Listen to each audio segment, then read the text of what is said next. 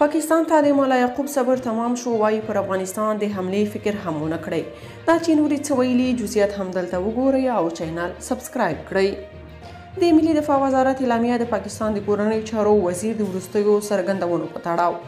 د ملي دفاع وزارت په افغانستان کې د پاکستاني طالبانو د تحریک شتون او پر هغوی په افغانستان کې دننه د احتمالي برید کولو په اړه د پاکستان د کورنیو چارو د وزیر وروستۍ څرګندونې پارونکي او بې اساسه بولي.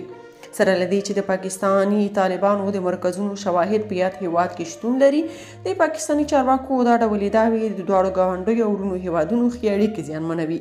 زموږ غوښتنه دا ده چې هر تشویش باید د تفاهم له لارې رفع شي. افغانستان لاوارثه نه دی. موږ د تل په څیر د هیواد له ځمکنۍ بشپړتیا او خپلواکۍ څخه دفاع ته چمتو یو او د خپل ګران هیواد په دفاع کې تر هر چا ښه تجربه لرو او د داسې اقدام فکر هم ونه کړی.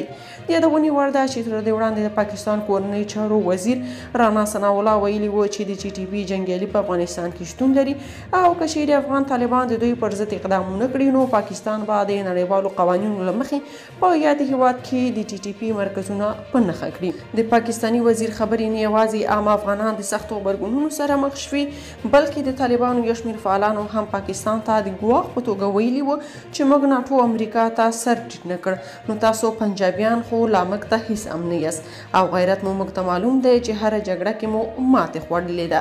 په همدې حال ټولنیزو رسنیو کې افغانان د دفاع وزارت د یادې اعلامیې ستاینه کړې او وایي چې پاکستان ته باید هم همداسې سخت ځواب ورکړل شي.